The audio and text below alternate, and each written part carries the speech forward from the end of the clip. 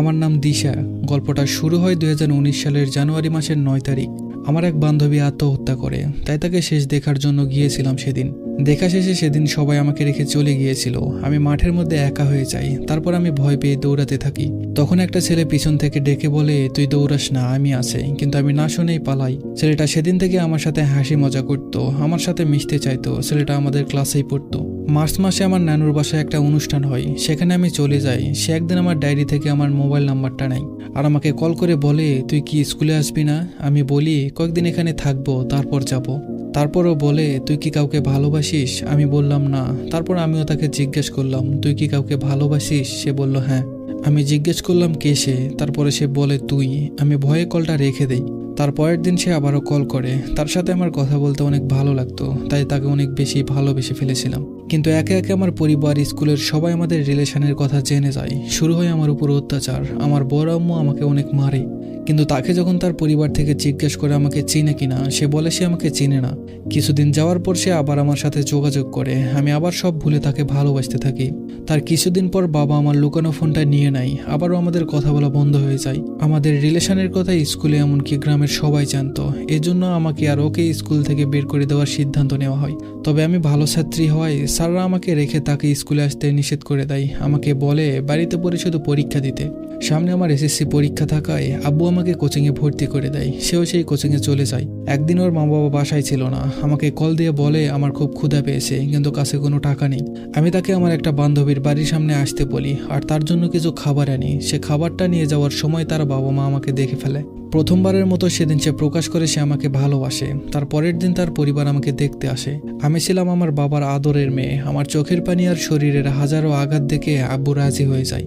তারপর 2020 সালের 6 অক্টোবর আমাদের বিয়ে হয়। বিয়ের পর কিছুদিন বেশ ভালোই চলছিল। তার কিছুদিন পর আমার পড়ালেখা বন্ধ করে দেয়। কোনো রকমে এসএসসি পরীক্ষা দেই। আমি ভালো নাম্বার পেয়ে পাশ করি, কিন্তু পড়ালেখাটা আর এগোতে পারি না। 15 বছর বয়সে আমার বিয়ে হয়। তো কিছুদিন যাওয়ার পর সে আমাকে খোঁটা দিতে শুরু করে। সবার শ্বশুর বাড়ি থেকে কত কিছু দেয়, আমাকে কেন দেয় না এই বলে আমার গায়ে হাত তুলতো। আমি চুপচাপ মুখ বুজে সব সহ্য করতাম। এভাবে মায়ের খেতে খেতে আব্বুকে সাহস করে বলে ফেলি, আব্বু আমাকে কিছু দিবে না? আমার আব্বু সব দেয়, খাট, আলমারি, সোফা থেকে শুরু করে তার সামর্থ্যের মধ্যে সব কিছু তিনি দেয়। কিন্তু আমার তাতেও সুখ হয় না। তারা মারধর করতেই থাকে। এবার তাদের একটা বাইক লাগবে, কিন্তু আমার বাবা অনেক অসুস্থ থাকায় সেটা দিতে পারে না। তার জন্য আমার অসুস্থ বাবাটাকেও আমাকে দেখতে দেয় না।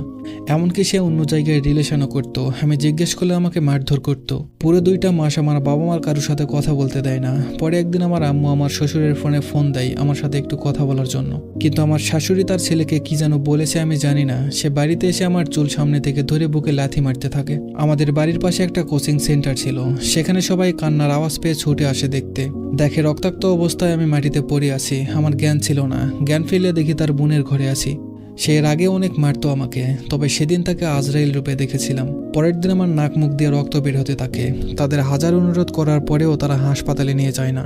রাত হয়ে যায়। পাশাপাশি গ্রাম হয়। আমার পরিবারের সবাই জেনে যায়। আমার দাদু আর কাকু নিতে আসে আমাকে বলে তোর কি হয়েছে? আমি তাদের সামনে স্বাভাবিক থাকার চেষ্টা করে বলি বারান্দা থেকে পড়ে গেছি, তাই ব্যথা লেগেছে। তারপর তারা চলে যায়। রাতে আবারও জ্ঞান হারায়। পরের দিন চোখ খুলে দেখি আমি বাবার বাড়িতে।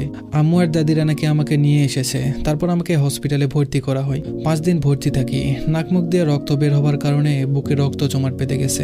বুকে অনেক জোরে লাথি মারাতে বুকের পাঁজরের একটা হাড় ভেঙে গেছে। আমি অনেক রোগা, তার জন্য হয়তো তার দেওয়া ভালোবাসাতে আমার বুকের পাঁজর ভেঙে গেছে। যে পাঁজরে তাকে আগলিয়ে রাখতাম সেটা সে ভেঙে দিয়েছে। আমি হসপিটালে থাকাকালীন একদিনও সে আমাকে দেখতে আসেনি। আমার বাবা মা নরম মনের মানুষ ছিল, তাই তাদেরকে কিছু বলেনি। তারপর দীর্ঘ 1 বছর কেটে যায়। সে কখনো আর আমার খোঁজ নেয় না। এতে সমাজের মানুষ সালিশ ডাকে। তারা চেষ্টা করে আমাকে দোষ দেবার, কিন্তু তারা ব্যর্থ হয়। কারণ কখনো আমার দোষ ছিল না। তাদের আত্মীয়রাও তাদের দোষ দেয়। অবশেষে 2023 সালের 5 অক্টোবর আমাদের ডিভোর্স হয়ে যায়। আমি তার কাছে একটা টাকাও দাবি করিনি। খালি হাতে তাকে মাফ করে চলে আসি। আসার সময় তার দেওয়া নাক ফুলটা তার মা খুলে নেয়। সেদিন আমি শুধু ভেবেছিলাম কাদের এত আপন ভেবেছিলাম, কাদের জন্য এত কষ্ট করেছি। এতদিনের সংসারে সে এবং তার পরিবারের কারো কাছ থেকে বিন্দুমাত্র ভালোবাসা পাইনি। তারা বিভিন্নভাবে অপবাদ দেওয়ার চেষ্টা করেছিল, কিন্তু আমি মোবাইল ব্যবহার করতাম না। দরকার ছাড়া বাইরে বের হতাম না। তার জন্য কোনো অপবাদই তারা আমাকে দিতে পারেনি। তাদের আর্থিক অবস্থা ভালো ছিল না, তাই কখনো তাকে কোনো কিছুর জন্য আবদার করিনি। সে যেমন রেখেছে তেমনই থেকেছি। আমি খুব সুন্দরী না হলেও মোটামুটি সব দিক থেকেই পারফেক্ট ছিলাম, কিন্তু অবহেলা, আঘাতে, যন্ত্রণাতে আমার জীবন্ত লাশের মতো অবস্থা হয়ে গিয়েছিল। তারপরে একটা ছেলের সাথে আব্বু আম্মু বিয়ে ঠিক করে। ছেলেটা খুব ভালো, খুব খেয়াল রাখে আমাকে এক প্রকার রানী বানিয়ে রাখে। সে আমার জীবনের সব গল্প জানে। এটা কোনোভাবে আমার প্রাক্তন স্বামী জেনে গেছে। সে আমার বিভিন্ন ছবি ফেসবুকে পোস্ট করে গালাগালি করে, আমাকে নিয়ে সবার কাছে বাজে মন্তব্য করে। সবাই তাকে উচিত জবাব দেওয়াতে সে আরো রেগে যায়। ফেসবুকে আমার পিক ইত্যাদি পোস্ট করে গালাগালি করে। আমি বর্তমানে প্যারামেডিক্যালের ডিএমএফ কোর্স করছি। আমার বাবা মা, দাদু, নানা, নানি আর আমার হবুবর আমাকে সবসময় আগলে রাখে। আমার হবুবর হৃদয় না আসলে আমার জীবনে আমি এসব ট্রামা থেকে বের হতে পারতাম না। অনেক ধন্যবাদ তাকে। শেষবারের মতো তাকে একটা কথা বলতে চাই, একদিন ঠিকই তুমি কাঁদবে।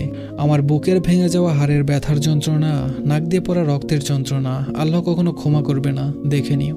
তো এই ছিল আজকের গল্প। আশা করি গল্পটা শুনে অনেক কিছু শিখতে পেরেছেন।